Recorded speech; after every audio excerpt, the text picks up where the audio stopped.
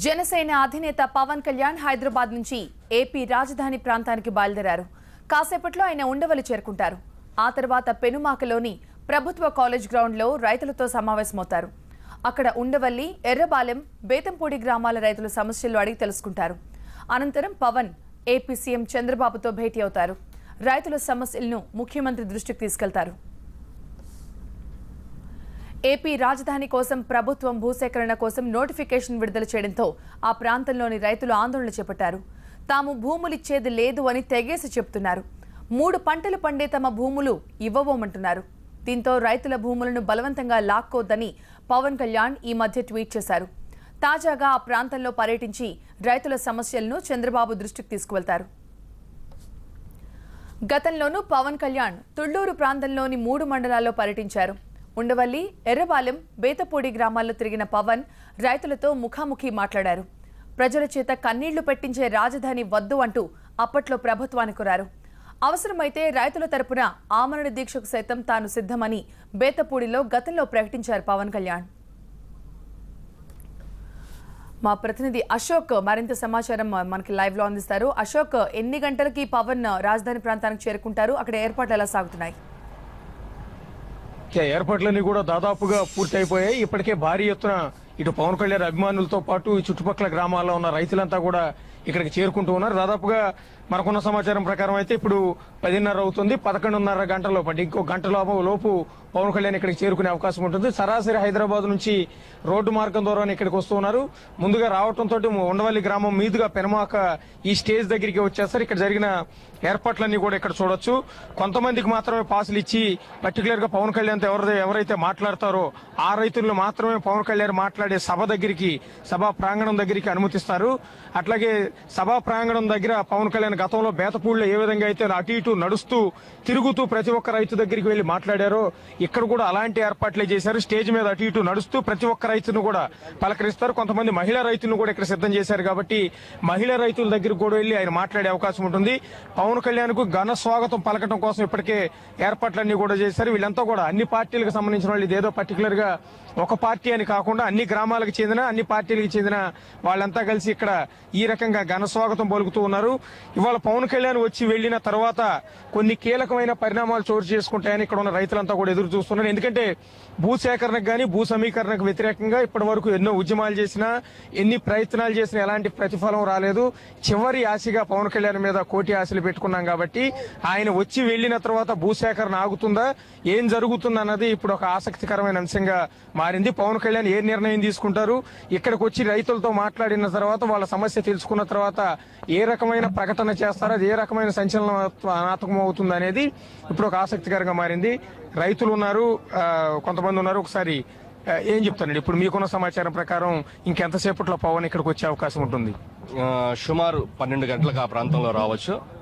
పవన్ కళ్యాణ్ గారు ఏదైతే మీరు కూడా ట్వీట్ లో చూసుంటారు, రైతు కన్నీరు పెట్టని రాజ్యంలో ఆ రాజ్యం సుభిక్షంగా ఉంటుందని చెప్పారు.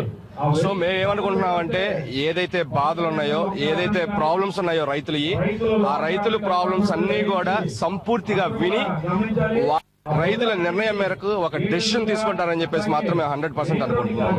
అంటే ఒకటి, పవన్ కళ్యాణ్ తెలుగుదేశం పార్టీకి మిత్రపక్షంగా ఉన్నారు, అంటే బీజేపీకి మిత్రపక్షంగా ఉన్నారు. తెలుగుదేశం పార్టీ నేతలు కూడా అదే చెప్తూ ఉన్నారు. పవన్ కళ్యాణ్ ని మేము ఒప్పిస్తాము, 95%, 98% మంది ప్రజలు ఇప్పటికే భూములు ఇచ్చారు, కేవలం 2% రైతులు భూములు ఇవ్వకపోవటం వల్ల రాజధాని నష్టపోతుంది కాబట్టి అదే విషయాన్ని పవన్ కళ్యాణ్ కి చెప్పి మేము ఒప్పిస్తాం, అవసరమైతే సీఎంఏ స్వయంగా పవన్ కళ్యాణ్ తో భేటీ అవుతారని తెలుగుదేశం పార్టీ నాయకులు చెప్తున్నారు. మరి ఈ విషయంలో పవన్ కళ్యాణ్ కన్విన్స్ అయ్యే అవకాశం ఉంటుందా? అంటే ఒకటండి, ఇక్కడ రైతులకి ఏదైతే ఉందో విషయం ఉందో ఆ ప్రాబ్లం ని సాల్వ్ చేయాల్సిన బాధ్యత బేసిక్ గా ఇది రాజ్యాంగబద్ధమైనటువంటి రాష్ట్ర ప్రభుత్వాన్ని. ఈ పరిస్థితుల్లో మనం అనుకుంటున్నాం రైతుల్లో ఉన్న 100% మంది ఆత్మహత్యలు చేసుకుంటున్నారా? 1%, 2% కదా ఆత్మహత్యలు చేసుకుంటుంది. అలా అని చెప్పేసి మనం 100% మంది రైతులు అదే ఫాలో అవుతున్నారు కాదు కదా. చిన్న శాతం ఉన్నా కానీ రైతులకి వాళ్ళ బాధల్ని, ఎందుకంటే నాకుంది వెంకటపాలెం, నాకు పొలం ఉంది, నాకు ఇష్టమైంది నేను ఇచ్చేసాను, దాన్ని ఎవరు ప్రశ్నించలేరు. కానీ ఇక్కడ రైతులకు వాళ్ళకి ఏది 20 సెంట్లు 30 సెంట్లు నాకు తెలుసు, చిన్నప్పటి నుంచి నాకు తెలుసు వీళ్ళది. 20 సెంట్లు 30 సెంట్ల పొలాల్లో మల్లెపూలు పంచుకుంటా, సన్నజాజులు పంచుకుంటా దాని మీద బతికేస్తున్న కుటుంబాలు కోకొల్లలు. ఇక్కడ ఒక బేతపూడి గ్రామంలో తీసుకుంటే ఆల్రెడీ 2 సార్లు నష్టపోయింది బేతపూడి గ్రామం. ఇప్పుడు ప్రెసెంట్ ఇంకా 450 ఎకరాలు ఉంది దగ్గర బేతపూడి గ్రామంలో. అలాంటి పరిస్థితుల్లో వాళ్ళందరూ కూడా ఎంత 60 సెంట్లు 50 సెంట్లు ఎకరం లోపల 50,000 ఇస్తా అంటున్నారు. ఈ మధ్య రీసెంట్ గా 1,00,000 ఇస్తా అంటున్నారు. కుటుంబం గడవటం ఎలా అంటే మీరు వీళ్ళకి ఏదో ఒక వృత్తి నైపుణ్యతను నేర్పించేసి వాళ్ళని ఏదో ఒక పారిశ్రామిక కేంద్రాల్లో పంపించేసి ఉద్యోగం చేసుకోండి అని చెప్పేస్తే ఇన్నాళ్ళు వాళ్ళు పుట్టిన దగ్గర నుంచి వాళ్ళు చేసుకున్న వ్యవసాయాన్ని ఇక చేసుకోలేవనే బాధపడే రైతులు కూడా చాలా మంది ఉన్నారు. ఇది కాకుండా పవన్ కళ్యాణ్ గారి ఆలోచన ఏంటంటే, బేసిక్ గా ఆలోచన ఏంటంటే, 98% మంది ఇచ్చారు కరెక్టే, ఈ 2% మంది వదిలేస్తే నష్టం ఏంటి? నష్టం ఏంటి? ఇంకొకటి, ఈ 33,200 ఎకరాలు ఫస్ట్ 9.3లో ఇచ్చారు, తర్వాత 3,200 ఎకరాలు 2,200 ఎకరాలు ఇంకా ఇవ్వాలి. ఈ 2,200 ఎకరాలు లేకపోవటం వల్ల ఒక రాష్ట్ర రాజధాని నిర్మాణం ఆగిపోద్దా? ఇంకో విషయం ఉంది, అదే తుళ్ళూరు పెద్దపరవి అటు వెళ్తే ఈ రోజుకి పొలాల రేట్లు చాలా తక్కువ. కేవలం క్యాపిటల్ రావడం వల్ల అటువైపు పొలాల రేట్లు పెరిగినాయి. మీకు 3,000 ఎకరం కాదు 4,000 ఎకరం అటు వెళ్ళి తీసుకున్నా గానీ ఎవరు ప్రశ్నించే వాళ్ళు ఉండరు. కొంతమంది రైతులు ఉన్నారు ఇక్కడ, బేతపూడికి సంబంధించిన రైతులు. గతంలో కూడా పవన్ కళ్యాణ్ వచ్చి నీతో మాట్లాడారు డైరెక్ట్ గానే, అప్పుడు చెప్పావు, మరి ఇప్పుడేం చెప్పిపోతున్నావు? అప్పుడైనా ఎప్పుడైనా మేము వ్యవసాయం చేసుకొని జీవించేటటువంటి వాళ్ళం. మేము బతుకుతూ మా మీద ఇంకా కొంతమంది ఆధారపడి జీవనం కొనసాగిస్తున్నారు. కాబట్టి ఈ భూసేకరణకు గాని భూ సమీకరణకు గాని మేము భూమి ఇవ్వటానికి ఇష్టంగా లేము.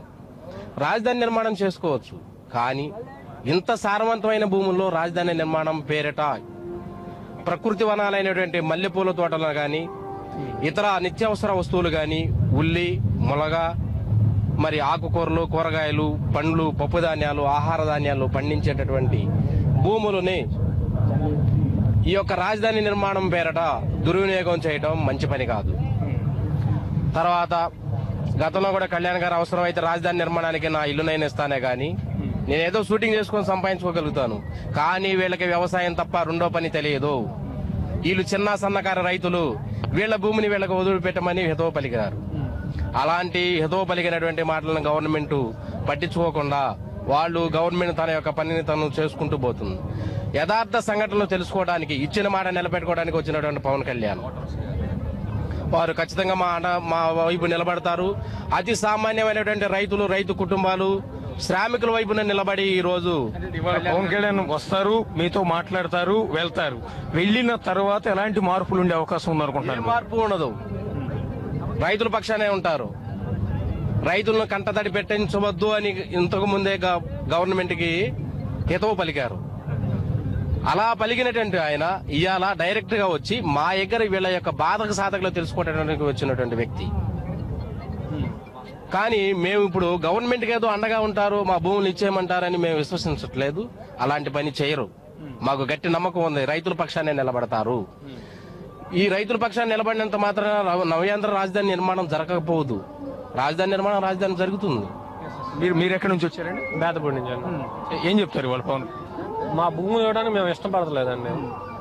మేము లెగిస్తే దాంట్లోనే పని చేసుకొని బతికేవాళ్ళం. ఆ భూములు ఇస్తే మేము అన్యాయంగా చనిపోవడమే తప్ప వేరే మార్గం ఏమి లేదు. అందుకని చెప్పేసి మేము ఆ భూములు ఇవ్వడానికి ఇష్టపడతలేదు. పవన్ కళ్యాణ్ మీద నమ్మకం ఉందా? ఇవాళ మీరు ఆయన వచ్చి వెళ్ళిన తర్వాత ఖచ్చితంగా ఇది ఆగుతుంది అన్న నమ్మకం ఉందా మీకు? డెఫినెట్ గా ఉంది. ఆయన వచ్చిన తర్వాత ఈ భూములు ఆపేస్తారనే నమ్మకమే ఎక్కువ ఉంది మాకు. అలా కనుక ఇస్తే మా ప్రాణాలు పోవడమే తప్పనిచ్చి వేరే మార్గం ఏం లేదు. మీరేం చెప్తారు? అంటే ఎలాంటి నమ్మకం ఉంది పవన్ కళ్యాణ్ మీద? పవన్ కళ్యాణ్ గారు మా పొలాలు ఆపుతారండి గ్యారంటీగా. ఎందుకంటే రైతుకి ఇచ్చిన మాట తప్పే మనిషి కాదు ఆయన. ఆయన వస్తాను అని ప్రకటించాక వస్తాను అనే మనిషి, కానీ ఒక మాట చెప్పి ఒక పని చేసే మనిషి కాదు. పక్కాగా వస్తాడు, పక్కాగా రైతుల పక్షాన్ని నుంచి మాట్లాడతాడు, రైతు బాధలు తెలుసుకుంటాడు, రైతు కష్టాలను తెలుసుకుంటాడు. అది ఇటు చెప్పండి. ఒకటి చెప్పండి, అంటే పవన్ కళ్యాణ్ కు ఏ రకమైన విజ్ఞప్తి చేస్తున్నారు? దాదాపుగా ఒకటి మా గ్రామాలను మినహాయించమని ఇప్పటివరకు రైతులంతా కూడా చెప్తూ ఉన్నారు. మీ పరంగా మీ యువత తరపు నుంచి ఎలాంటి విజ్ఞప్తి చేస్తున్నారు? ఈ పవన్ కళ్యాణ్ గారు ఒకసారి మాట ఇచ్చిన తర్వాత వెనక తగ్గే మనిషి కాదండి. ఇక్కడ రైతులందరినీ మీరు ఉదయం నుంచి మీరు మాట్లాడుతున్నారు, వాళ్ళ ఒపీనియన్ తీసుకున్నారు. ప్రతి ఒక్కళ్ళు కూడా ఇక్కడ వచ్చిన ప్రతి రైతు పవన్ కళ్యాణ్ గారి మీద 100%, 100% ఆయన మా తరపున నిలబడతారు, ఆయన మాకు సరైన న్యాయం జరిగేవాడికి మా తరపున పోరాడతారని ప్రతి ఒక్క రైతు ఆకాంక్షిస్తున్నారు.